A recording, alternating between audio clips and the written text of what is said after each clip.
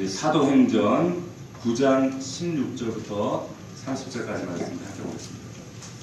자, 우리 17절부터 25절까지 우리 한 절씩 교독합니다. 아나니아가 떠나 그 집에 들어가서 그에게 안수하여 이르되, 형제 사울아, 주 곧 내가 오는 길에서 나타나셨던 예수께서 나를 보내어 너로 다시 보게 하시고 성령으로 충만하게 하신다 하니, 즉시 사울이 되서 은혜를 받은 것이 얻어 다시 보내시니라.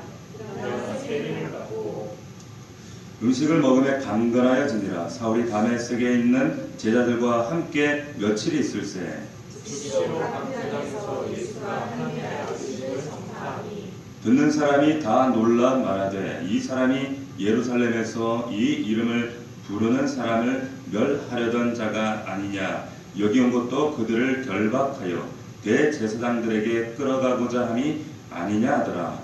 사울은 그를 얻어 예수 그리스도라 증언하여 다메섹의 사람들에게 그렇게 하였다. 여러 날이 지나며 유대인들이 사울 죽이기를 공모하더니 그 계획가 사울에게 알려지니라. 그들이 그를 죽이려고 밤낮으로 소문까지 지키거늘 다같이 그의 제자들이 밤에 사울을 광주리에 담아 성벽에서 달아 내리니라. 아멘. 예, 오늘 사도행전 지난주에 이어서 오늘 본문의 말씀을 근거로 즉시로 이와 같은 제목으로 하나님 말씀 은혜를 함께 나누겠습니다.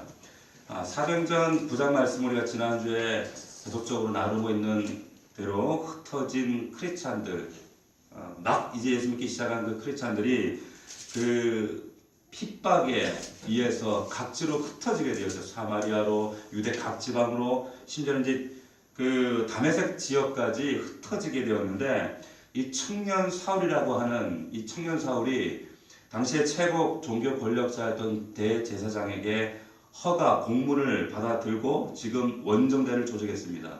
다메섹까지. 왜 다메섹까지 그 먼 예루살렘으로부터 북동쪽 220km나 되는 그 먼 원정 거리를 장도에 오를 수밖에 없었는가? 그 유대 종교 지도자들의 입장에서 보면 그 다메섹이 그냥 지나칠 수 있는 그런 지역이 아니었어요. 왜 그런가? 그 다메섹, 그 다마스쿠스라고 하는 그 지역, 오늘날 시리아의 수도죠.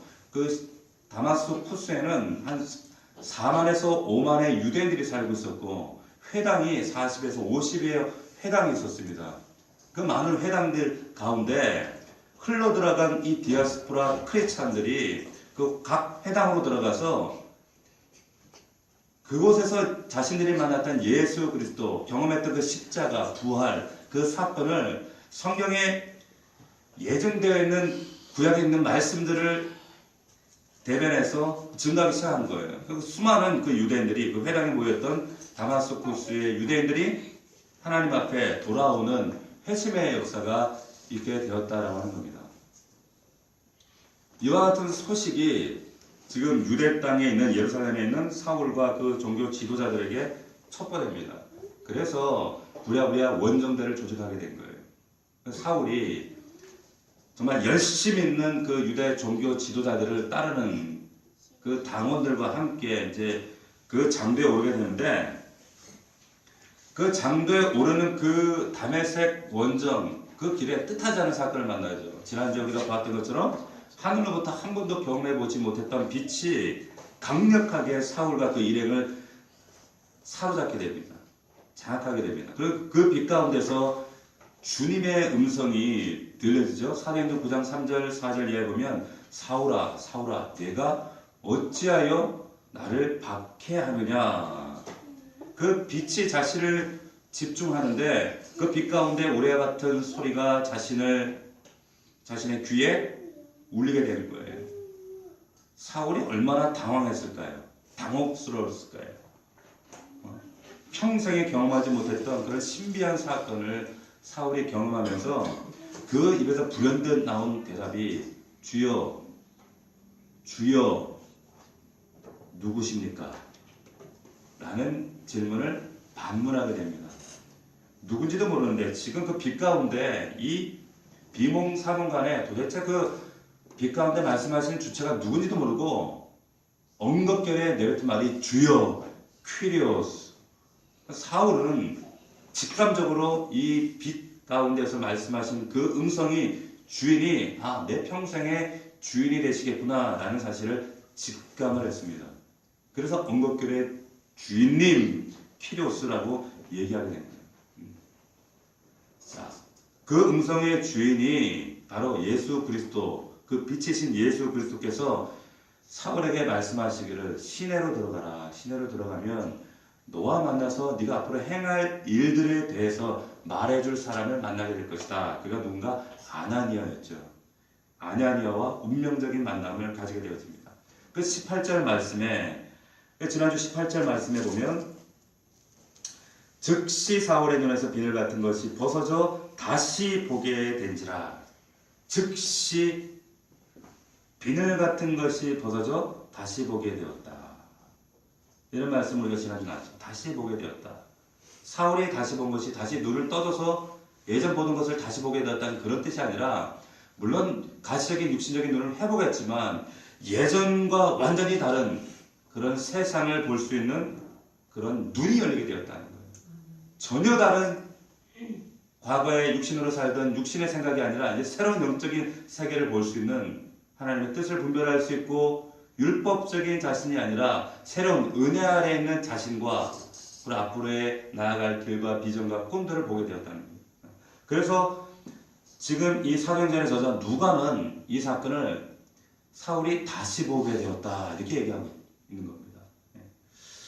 사울에게 무엇을 다시 보기를 원하셨어요? 우리 지난주에 우리 함께 나눴지만 15절 말씀에 보니까 택한 나의 그리스다 그랬죠.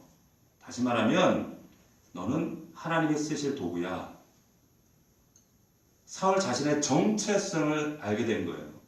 예수 잡아 죽이는 그런 사람이 아니라 나는 오히려 그 예수 이름을 위해서 택함 받은 이방인들을 위해서, 이 불쌍한 유대인들을 위해서 복음을 전해야만 하는 하나님의 택한 그릇이구나. 자신의 명확한 태초전부터 하나님께서 예정하시고 선택하신 하나님의 그 엄중하고 무거운 자신의 사명, 정체성을 깨닫게 된 것입니다. 얼마나 마음이 무겁고 두렵고 참 여러 가지 참 마음 가운데 혼란스럽겠습니까? 자신의 정체성을 새롭게 다시 보게 된 거예요. 성경 첫 장을 딱 열면, 창세기 1장 1절을 딱 열면 우리의 정체성에 관해서 하나님께서 창세기 1장 1절에 딱 말씀하시죠. 세상에서는 도대체 우리는 왜 살지? 인간은 왜 살지? 왜 태어났지? 어디에서 왔다가 어디로 가는 거지? 사람은 왜 생로병사가 있지? 왜 죽어만 하지? 정말 신은 존재하는 건가? 이런 고민에서 출발한 학문이 뭡니까? 철학이죠. 철학과, 그리고 불교에서도 사실 엄밀히 얘기하면 불교도 철학이지 불교는 종교가 아니에요. 종교가 아닙니다. 그런 질문에서 시작된 철학, 종교, 불교, 모든 이방 종교들이 다 그럴 텐데, 그렇게 난해한 그 질문 가운데 세상에서 아무리 답을 찾으려고 해도 답을 주던가요? 주지 않아요. 저도 한때 철학을 참 좋아했습니다. 그래서 말도 안 되는 그 책들, 뭐 니체, 사르트 이런 책을 읽으면서 무슨 말인지도 모르는데 괜히 그런 책을 읽으면 뭔가 좀 있어 보이고 고뇌하는 것 같고 인생을 고민하는 것 같고 뭔가 대학생인 것 같아서 그런 책을 한때 이렇게 읽었던 그 때가 있었어요. 그런데 결론은 말장난이에요. 답이 없어요. 말 가지고 장난만 하더라고요. 그런데 그 복잡한 그 질문에 관해서, 난해한 우리 인생의 질문에 관해서 창세기 1장, 성경의 첫 장을 딱 열면 하나님께서 말씀하셨어요. 태초에 하나님이 천지를 창조했다. 딱 네 문장으로, 네 단어로 정확하게 말씀하셨잖아요. 태초에 하나님 천지를 창조하셨다. 우리 인간의 그 풀리지 않을 것 같았던 영원한 숙제 같았던 그 질문이 첫 장을 열면 답이 나와요. 나라고 하는 존재는 내가 주인되고 내가 왕되고 내 뜻대로 내 생각대로 내 똑똑으로 살아가는 존재가 아니라 나는 피조물이었구나. 창조주가 계시는구나. 그분이 중심이고 나는 그 중심 대신 하나님 앞에 평생을 그분을 바라보며 살아갈 수밖에 없는 내 정체성은 피조물이라는 사실을 그 사건을 만나게 되는 거예요. 세상 사람들이 이 놀라운 하나님의 은혜를 깨닫지 못하는 겁니다.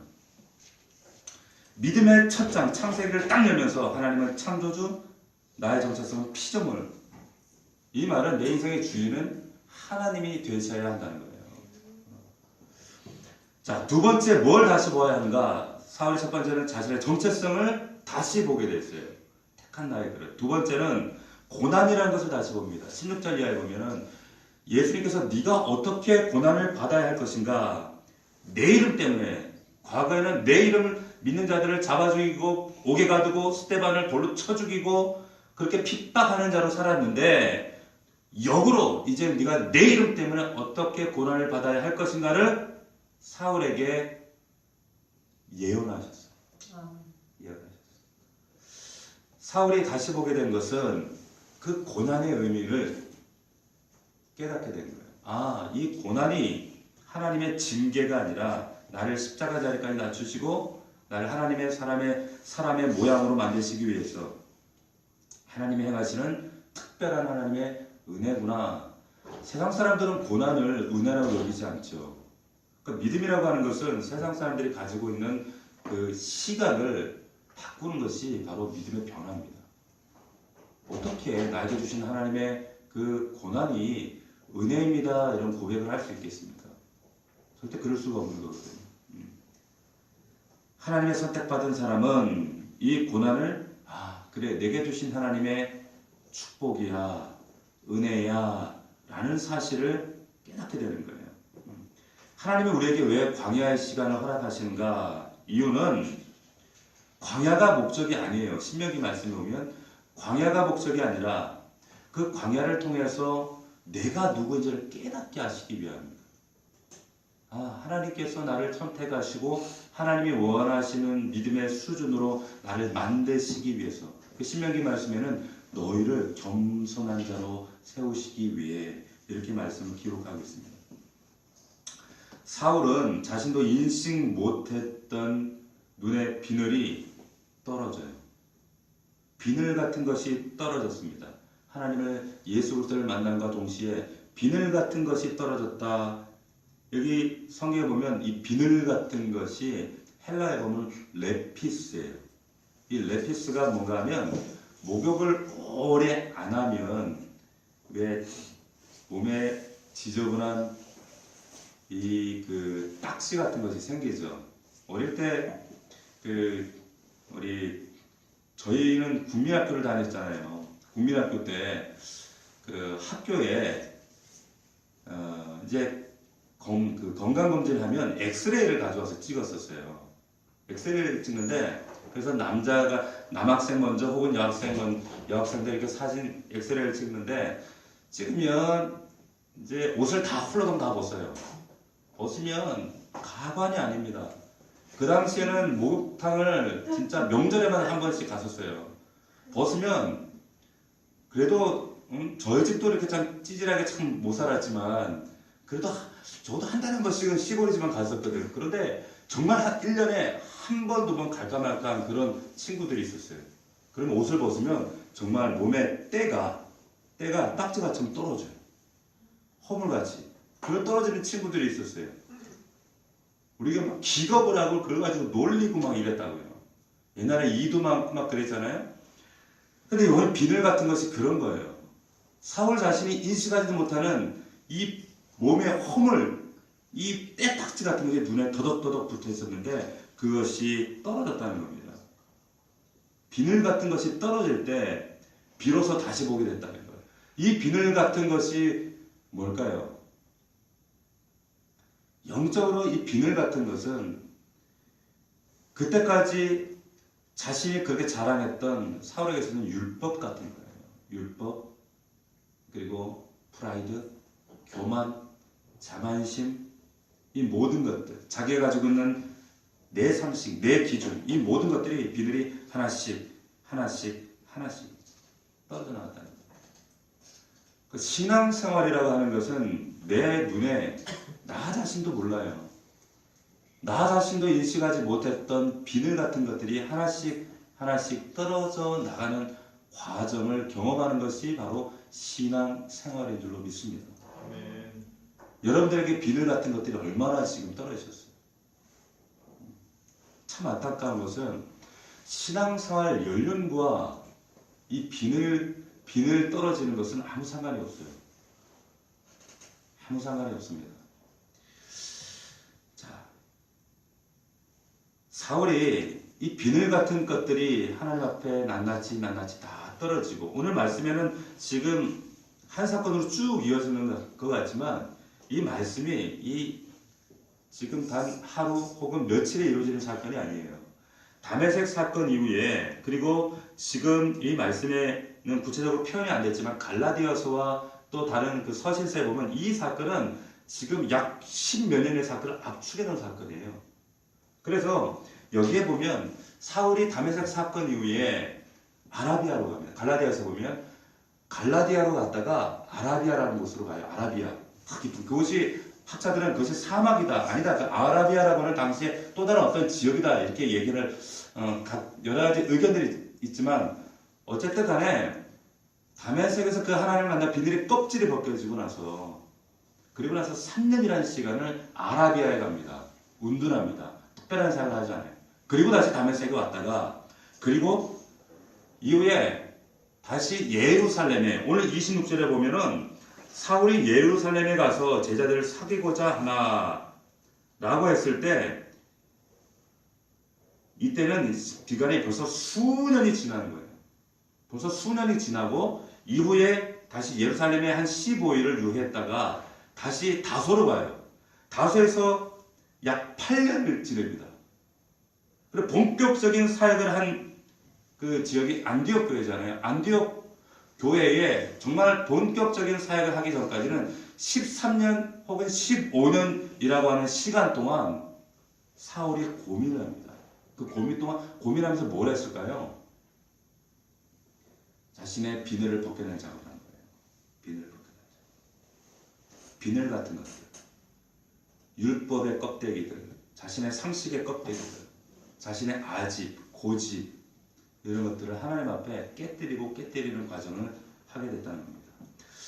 자, 어찌됐든 간에 지금 다시 보게 됐습니다. 하나님 앞에서 자신의 정체성을 다시 보고, 또 이제 이 비늘 같은 것이 떨어져 나가면서 고난이라고 하는 내 인생에 하나님 주시는 고난의 이유와 앞으로 그 고난을 통해서 하나님 주실 그 복음의 부요가 무엇인지를 깨닫게 되었죠. 그리고 사울이 한 행동이 무엇이었는가? 20절 말씀 봅시다. 다시 한번 20절 보겠습니다. 자, 같이 읽겠습니다. 시작. 즉시로 각 회당에서 예수가 하나님의 안심을 전파하니. 자, 여기 말씀 보면 뭐라고 되어 있어요? 즉시로 되어 있어요. 즉시로. 다시 보게 된 이후에 비로소 자신의 정체성을 새롭게 발견하고 고난을 깨닫게 되어지고 비늘 같은 것이 떨어져 새로운 눈을 연 이후에 20절 말씀에 사울이 무엇을 했는가? 즉시로 행한 것이 있어요. 즉시로. 우리 여기 말씀에 보면 18절에도 이 즉시라는 말씀이 등장합니다. 18절에도 보면 즉시 사울의 눈에서 비늘 같은 것이 벗어져. 20절에도 즉시로. 이 즉시라고 하는 말을 여러분들이 주목하셔야 돼요. 하나님의 성령의 역사는 즉시 일어나고 즉시 반응합니다. 순종도 즉시 일어나는 거예요. 즉각적으로 이루어지는 겁니다. 즉시로 일어나는 것이 어려운 분들이 많이 있어요. 즉시. 그래서 뭔가를 하나님께서 감동하시고 또 역사하셔서 내 마음에 그래 하나님 앞에 이렇게 결단해야지 해야 되는데 결심하고 각오하고 행동하는데 1년 걸려요. 그런 분이 있죠. 짜장면집 가면은 이 선택장애가 있어요. 짜장면 먹을까 짜장 먹을까 고민하다가 선택해도 후에 짜장 먹을 걸 짬뽕 먹을 걸. 이런 고민을 어떤 선택 장애가 있는 분들이 있죠. 그게 우리 주변에 보면 그래서 하나님 앞에 연초가 되면 다짐하고 결단하고 작심삼일이 돼요. 결의서도 쓰고 벽에다 써붙이고 그래도 오래 못 갑니다. 하나님 앞에 우리가 순종한다고 하는 것은 즉각적인 믿음의 반응이에요. 반응입니다. 열매 거두는 사람의 특징, 하나님의 성령의 열매와 삶 가운데 믿음의 열매가 풍성한 사람의 특징은 뭐냐면 즉시로 이행해요. 즉시로 행동합니다. 성령의 역사를 보면 18절에도 즉시 사울의 눈에서 비늘같이 떨어져요. 즉시로 사울은 예수 그리스도를 전하는데 전혀 거리낌 없이 나가서 지금 잡아들여야 될 사람들 그 무리들 안에서 오히려 예수를 증거하는 자리로 나갔다는 거예요. 그 말씀이 바로 즉시로라고 하는 거예요. 즉시로. 이 비늘이 떨어져 나갔다는 거. 그런데 우리가 즉시로 행동하지 못하는 이유가 무엇인가? 역으로 우리가 말씀을 올라가면 비늘이 아직 덜 떨어졌다는 거예요. 비늘이 덜 떨어졌기 때문에 여전히 내 생각과 내 상식과 나의 경험과 나의 변명과 나의 이유들이 순종을 하지 못하도록 발목을 잡고 있는 거예요. 근데 자꾸 이런 자신의 모습을 성품 탓, 환경 탓, 여러 가지 이유, 변명을 얘기를 하죠. 어떤 그 기독교 잡지에 우리 시대의 성도들의 모습을 풍자해 놓은 그런 그 시가 있었어요. 제가 그 시를 보면서 재밌어서 제목이 이렇습니다. 그렇지만 주님, 그렇지만 주님. 한번 들어보십시오. 주님의 말씀대로 실천하겠습니다. 그렇지만 일단 이 일부터 그리고 장사부터 잘되게 축복부터 내려주세요. 주님. 항상 주님을 예배하고 싶습니다. 그렇지만 가끔 빠지는 주일 예배는 이해해 주세요. 주님. 헌금을 아낌없이 드리겠습니다. 그렇지만 100배의 축복은 반드시 주셔야 됩니다. 주님. 주님의 일을 위해 헌신하겠습니다. 그렇지만 너무 많은 희생을 요구하지 말아주세요. 주님. 주님의 말씀대로 이웃을 사랑하겠습니다. 그렇지만 지금 당장 말고 내일부터 할게요. 주님. 그 제목이 그렇지만 주님이에요. 그렇지만 주님이에요. 제가 요즘에 우리 단톡방에 복상을 하잖아요. 복상을 하면서 며칠 전에 제가 어떤 분이 단톡을 하면서 그런 얘기를 했습니다. 우리가 복상을 하고 말씀을 이해하고 마무리를 하고 말씀을 이해하는 것도 중요하지만 이해하는 것으로 끝나면 우리는 사울로 살아갈 수밖에 없어요. 중요한 것은 적용하고 즉시 순종하는 겁니다. 자, 복상의 꽃은 순종이에요. 순종입니다. 그렇기 때문에 이 순종이 크든 어마어마하든 대단한 것 하나를 기대하시는 게 아니에요. 하루 작지만 내가 하나님 뜻에 믿음으로 이러한 반응을 보이겠습니다 라고 하는 결단이 바로 이 적용이에요. 순종입니다.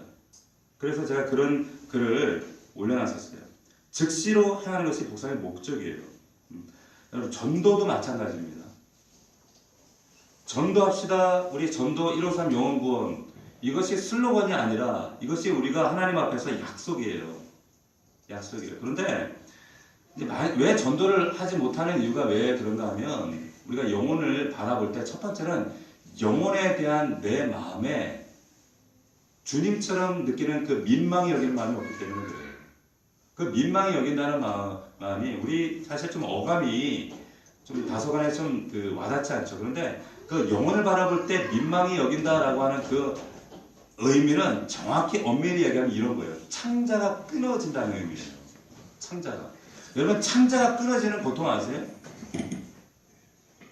주님이 예루살렘을 바라보시고 그리고 그 죽어가는 영혼들을 바라보시면서 느끼셨던 민망히 여긴다는 그 마음이 영어 성경은 컴패션이에요. 근데 그 원어의 의미를 보면 창자가 끊어지는 고통이라는 거예요. 영혼들을 바라볼 때. 제가 우리 그 애들이 아플 때 부모 마음이 누구나 다 마찬가지 아니겠습니까? 한번 우리 그 아들이 그 우리 충주에 우리 동서가 사역을 하고 있을 때 그 동서댁의 목사님이세요. 충주를 방문했다가 왔는데 다리가 갑자기 붓기 시작하는 거예요. 이상하다. 뭐 검에서 점점 부어져요. 이렇게 부어져요. 심상치 않아서 그 동천동에 수지에 있는 그 아주 유명한 영광 피부과 의원을 갔습니다. 갔더니 병원에서 심상치가 않습니다. 이거 예사로운 게 아닙니다. 빨리 서울대병원을 가십시오. 그래서 서울대병원을 갔어요. 피 검사를 하는데 검사 결과가 안 나오는 거예요. 아마도 유행성 출혈열 또 내지는 이름도 기억 안 나요. 무슨 일본 무슨 쯔쯔가무시 그걸 수도 있습니다. 유행성 출혈열일 수도 있습니다. 근데 결과적으로 그게 아니에요. 그런데 응급실에서 다리가 이제 위에까지 점점 붓고 다리가 탱탱해지고 까맣게 되는 거예요. 근데 원인이 안 나오는 거예요. 근데 그때 딱 제 마음에 저희 아내도 마찬가지였지만 또 저희 장모님도 그때 계셨지만은 마음에 드는 생각이 이것은 영적인 장난이구나. 왜 그런가 하면 그때 충주에 저희가 우리 그 명절날 놀러를 갔었는데 그 집에 끼만 애들이 하도 답답하다 보채가지고 충주 그 시골에 갈 데도 없고 근데 그 공원을 갔어요. 공원을 갔었는데 그 공원에 그 어떤 사당이 있더라고요. 사당이 있었는데 그냥 저희는 아무 거리낌 없이 그냥 사당에 그 마당을 거닐고 놀다 왔는데 아무래도 그런 영적인 영향력이 있었던 것 같아요. 왜냐하면 기도하는 사람들이나 영적인 사람들 같은 경우에 특별히 우리 아이들이나 영적으로 예민한 그런 분들은 그런 공격에 쉽게 노출되는 경우가 자주 있습니다. 우리 아들이 그런 공격에 표적이 되었던 것 같아요. 그 아들을 바라볼 때 제 마음에 심장이 녹아내리는 것 같아요. 얼마나 막 속이 타는지. 병명도 알 수 없고 다리는 점점 탱탱 검게 변화되고 이 다리 이게 그 마음. 근데 이런 마음에 수천 배예요. 주님이 여러분들을 바라보실 때 그 이스라엘 백성들 유대 땅에 하나님 모르고 율법적으로 자신의 고집 아들 대로 살아왔던 그들을 보실 때 느꼈던 그 마음이 컴패션, 민망히 여기는 그 마음이었다. 그 마음. 하나님의 신 아들이 생각해 보십시오. 뭐가 아쉬워서 자신이 빚은 인간을 위해서 육신의 옷을 입고 뛰쳐내려오시겠어요? 그 마음이 없으면 뛰쳐내려오실 수가 없어요. 그 사건이 성육신이라고 하는 사건입니다. 인카네이션 하셨다는 거예요. 근데 이런 마음이 우리 안에 어떻게 생깁니까? 그냥 생기겠어요? 영혼들을 바라볼 때 그러한 마음이 그 창자가 끊어지는 저 죽어가는 영혼들을 바라볼 때 그런 마음이 우리 안에 어떻게 부어지겠습니까? 하나님의 은혜인 줄로 믿습니다. 하나님이 부어주셔야 돼요. 그 마음이 부어질 때 영혼들을 향해서 내가 이건 어떤 본능적인 반응이지 전도를 해야 된다 못한다 라고 하는 그런 차원이 아니라는 거예요. 많은 분들이 그래요. 특히 믿지 않는 부모님들, 믿지 않는 형제들 아직은 때가 아니라서 때가 아닌 것 같아요. 그래서 기다리고 있어요. 여러분 보십시오. 복음을 전하는 하나님의 복음을 전하는 그때는 때가 따로 있는 게 아니에요. 디모데전서에 보면 너는 때를 얻든지 못 얻든지 말씀을 전파하라 그랬어요. 말씀을 전파하고 복음을 전하고 영혼을 살리는 그 일은 촌각을 다투는 일입니다. 촌각을 다투는 일. 저는 수도 없이 많은 그 임종을 드리잖아요. 인정을 드리는 그 순간, 마지막에 호흡이 딱 멈추는 그 마지막 순간까지 몸부림치면서 하나님이 명령하신 게 뭐예요? 그 영을 살리라는 거예요. 마지막 주님 고백하고 그리고 하나님 나라에 입성. 주님의 마지막 십자가 그 도상에서 왼편 오른편 강도 얼마나 고통스럽습니까? 여러분 육신으로는 감당할 수 없는 그 고통 가운데서 자신의 몸 하나 가누기도 힘든 그 상황 가운데 그 강도 한 사람을 살리고자 그 마지막 순간까지 그 영혼들 바라보면서 전도하시는 거예요. 그 십자가 위에서. 내 몸이 지금 죽을 것 같은 고통 때문에 숨 마시면 폐가 압박하고 심장을 압박하는 고통. 여러분 그 학자들이 말하는 십자가 고통은요, 여러분 말도 못하는 고통이에요. 근데 그 말도 못하는 고통의 순간에도 영혼 하나 살리기 위해서 몸부림치셨다는 겁니다. 이 주님의 심정이 저와 여러분들 안에 풍성하기를 주의 이름으로 축원합니다. 즉시 순종한다는 것은 여기에 보면 즉시로 각 회당에서 예수가 하나님의 아들이심을 전파하니 그랬어요. 즉시로입니다. 때를 얻든지 못 얻든지예요. 가장 시급한 사건이에요. 이것은 주님의 명령일 뿐만 아니라 주님께서도 이것 때문에 이 땅에 육신의 가죽을 입고 뛰쳐내려오신 사건이 바로 이 사건, 영혼 살리는 일이에요. 사울이 즉시로 눈에 그 비늘 같은 것이 벗겨지고 다시 보게 되었을 때 첫 번째 한 행동은 바로 이 즉시로였습니다. 저와 여러분들에게 이런 즉시로 역사하시는 하나님의 은혜가 충만하길 주의 이름으로 축원합니다. 즉시로 행할 때 하나님 주시는 은혜가 있습니다. 그 은혜가 무엇인가? 22절 우리 같이 한번 읽어봅시다. 22절 시작. 힘을 더어도 예수 그리스도를 증언하여 다메섹에 사는 유대인들을 당혹하게 합니다. 자, 여기 보면 사울은 힘을 더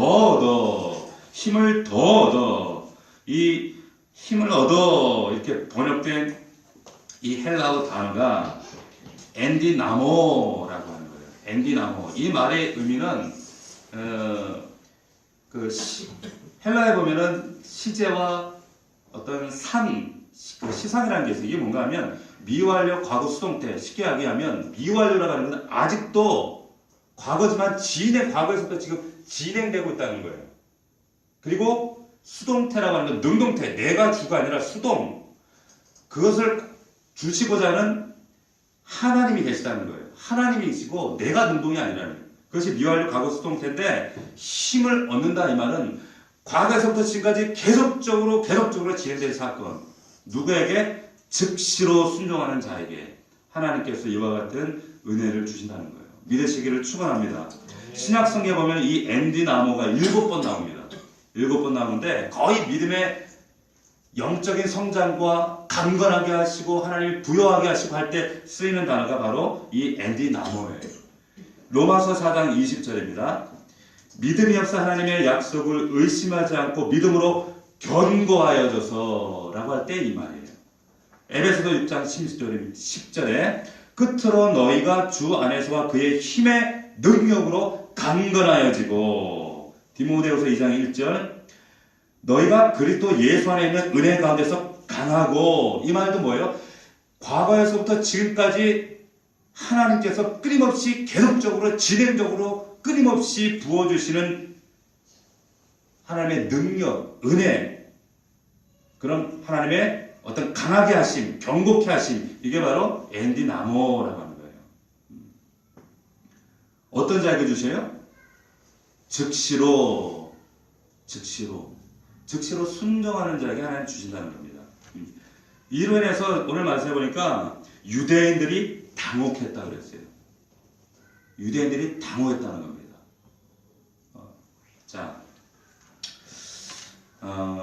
제가 며칠 전에 저희 교회에서 10월부터 11월까지 2달여간 그 예수님의 사람이라는 제자 훈련 과정을 한 2달여간 진행을 했습니다. 수요일날 오전 과정으로 사모님이 진행한 과정에 이제 한 6-7분 6분 정도 이렇게 참여를 하셨는데 그 수요 제자훈련 과정에 참석하셨던 여자 성도님이 계세요. 그 성도님의 그 시누이 되시는 분이 지금 위급한 이제 시한부 선고를 받으신 거죠. 그런 소식을 접하게 됐습니다. 그리고 이제 그 성도님이 요청을 하셨어요. 목사님, 이분이 지금 미국에서 살다가 급하게 이제 이 병을 발견하고 한국에 들어오셨는데 목사님, 아는 목사님이 안 계시고 목사님이 오셔서 한번 기도해 주셨으면 좋겠습니다. 이런 간곡한 부탁이 있으셔서 지난 수요일에 신촌에 있는 세브란스 병원을 방문하게 되었습니다. 마침 이제 출근 시간이 막바지여서 예정했던 시간보다 다소 늦은 11시경에 병실에 도착을 했어요. 기도 요청하신 그 여성도님과 남편분이 오셨고, 그리고 그 환우 집사님과 그 바깥분 부분 되시는 그 성도님, 이렇게 네 분, 그리고 저희 사모까지 해서 이제 병실에 모여서 담소를 나누고 제가 말씀을 전하고 기도를 했습니다. 말씀을 전함과 동시에 환우분과 그리고 남편분이 말씀 가운데 하나님의 위로를 경험하고 계속 우시는 거예요. 우시면서 얼마나 말씀을 집중하시고 경청하시는지 정말 그 자리에 하나님이 안 계시다는 것을 부인할 사람은 아무도 없을 만큼 하나님의 임재가 강하게 역사하셨어요. 그 말씀을 마치고 제가 간절히 하나님 앞에 기도를 올려드린 이후에 그 환우분의 남편 되시는 분이 그 서울에 있는 모 대학의 교수님이세요. 교수님이신데 그분이 제 앞에서 저를 진지하게 붙잡고 저에게 이런 다짐이 아닌 소원을 하시는 거예요. 뭐라고 하시는가 하면, 만약에 이 절박한 위경에서 제 아내를 살려주시기만 하면, 고쳐주시기만 한다면 제가 모든 것을 접고 목회자의 길을 가겠습니다. 이렇게 다짐을 하신 거예요. 이분 신앙생활을 하지 않는 분이었어요. 제가 보기에는 아직 하나님을 인격적으로 만난 분은 아닙니다. 신앙생활을 하지 않으셨고, 다만 이 그 환우분은 여 집사님이신데 이 부부가 이제 10년째 기러기 부부로, 그래서 아내분은 미국에 사시다가 아들 둘과 미국에 사시다가 10년 만에 들어오신 거예요. 그러나 이분은 다행히 이제 믿음 생활을 하고 계셨던 분인데, 제가 이 남편 부분이 저에게 그런 다짐을 하는데 그 다짐이 그다지 반갑지가 않았습니다. 왜 그런가? 그 이유는 살려주시면 라고 하는 그 말씀, 그 이야기. 근데 사실은 살려주시면 그게 아니라 하나님은 지금 바로 즉시로 뭐든지 하나님께서는 그 순종의 대가를 즉시 원하시는 거예요. 생사화복의 근원이 되시는 하나님께서는 한낱 연약한 인간과 응답을 담보로 해서 우리 인간하고 조건적인 거래를 하시는 분이 아닙니다. 제가 목회 길다면 길고 짧다는 그 짧은 그 20몇 년 그 기간 동안 그런 분들을 많이 보았어요. 하나님, 이 위경에서 하나님 곧 해결만 해주신다면, 고쳐만 주신다면, 살려만 주신다면, 근데 그 이후에 말씀대로 행하는 분 한 번도 못 봤어요. 죄송하죠. 물론 있을 거예요. 행하신 분도 있을 거예요. 근데 제가 만난 중에서는 한 번도 없어요. 그게 인간이 가진 죄성입니다. 죄성. 간사함입니다. 제가 얼마나 그분을, 그 남편분을 붙잡고 속으로는 이 얘기를 하고 싶었지만 이 얘기를 차마 못하잖아요. 즉시로 하면 거래할 생각이면 지금 당장 순종하는 마음으로 교회 나가세요. 그럴 수가 그런 모진 얘기를 사실은 우리 성도 같으면 하도 충분히 소화할 능력이 있지만 그분이 지금 아직 예수의 예자도 모르는데 그걸 이해를 하겠어요. 그분 눈에도 지금 비늘 같은 것이 있는 거예요. 그 비늘 같은 것이 벗겨져야 말씀드렸던 대로 앞서 말씀드렸던 대로 자신의 정체성을 보게 됩니다. 내가 누군지를 보게 되는 거예요. 내가 누군지를 봐야 하나님을 알게 돼요. 내가 누군지를 알아야 그리고 내 인생 가운데 지금 허락하신 아내를 통해서 이런 질병의 고난을 주신 하나님의 의도와 의미를 깨닫게 됩니다. 비늘이 안 벗겨지면 결단코 하나님의 그 심하고 신묘막측한 하나님의 섭리와 뜻을 우리는 이해할 수가 없습니다. 우리의 눈에 여전히 많은 비늘이 있습니다. 신앙으로 채색은 되어 있는데 신념의 비늘, 율법의 비늘, 내 아집과 고집의 비늘, 왜곡된 내 상식과 내 가치관의 비늘, 이러한 비늘들이 오늘 밤에 여러분들 기도할 때에 말씀 붙잡고 선포할 때에 완전히 벗겨지는 이 밤이 되시기를 주의 이름으로 축원합니다. 또 하나는 즉시로 행동하셔야 돼요. 하나님께서 내 안에 믿음의 요구를 하실 때는 할 것인가 말 것인가, 말씀 앞에서 할 것인가 말 것인가는 그것은 어불성설이에요. 말씀 앞에서는 내 상식의 기준을 가지고 따지는 것이 아니라 이것은 결단의 문제입니다. 결단을 가지고 고민하시면 안 된다는 거예요. 하나님 앞에 즉시로 순종하십시오. 그럴 때에 엔드의 나무 계속적으로 과거에도 그러셨지만 변함없이 부어주시는 하나님의 그 강건케 하시는 은혜를 여러분들이 그 은총을 경험케 되실 줄로 믿습니다. 오늘 말씀을 여러분들 꼭 마음에 새기셨으면 좋겠어요. 즉시로 순종할 때 하나님의 즉각적인 성령의 은혜와 능력이 임하게 되었습니다. 오늘 말씀을 붙들고 이 밤에도 우리가 담대하게 믿음으로 기도할 수 있는, 승리할 수 있는 저와 여러분들 되기를 주의 이름으로 축원합니다. 함께 기도합시다. 하나님 아버지, 우리가 연약하고 여전히 내 아집과 고집과 내 상식과 내 기준 때문에 하나님 사사시대의 그 백성들처럼 내 속에 오른 대로 내 육신의 비늘을 하나님 붙잡고 여전히 하나님으로 인정하지 않는 어리석음으로 살아가고 있습니다. 아버지 하나님, 신앙생활이란 내 육신의 이 비늘 같은 것들이 낱낱이 떨어져 나가는 것입니다.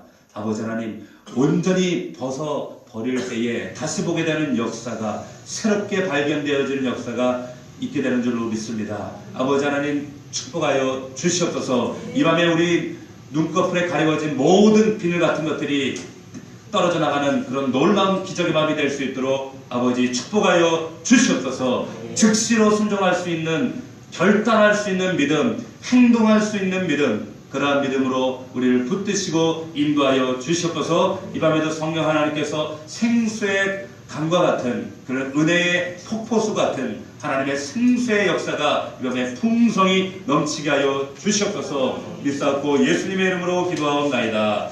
아멘. 우리 간절한 마음으로 오늘 말씀 붙들고 하나님, 우리 눈꺼풀에 이 비늘 같은 것이 완전히 사라지게 하시고 벗겨지게 하옵소서. 내 아집, 고집, 상식, 내 기준, 내 질서, 내 안에 있는 여전히 사울처럼 붙들고 있던 이 율법의 비늘 같은 것들 다 떨어져 나가게 하시고 즉시로 하나님 말씀에 순종함으로 하나님의 놀라운 은혜를 체험하는 이 밤이 되게 하여 주시옵소서. 우리 간절한 마음으로 우리 두 손 번쩍 들고 하나님 앞에 간절한 마음으로 주여 세 번 부르고 동성으로 기도합시다. 주여! 주여!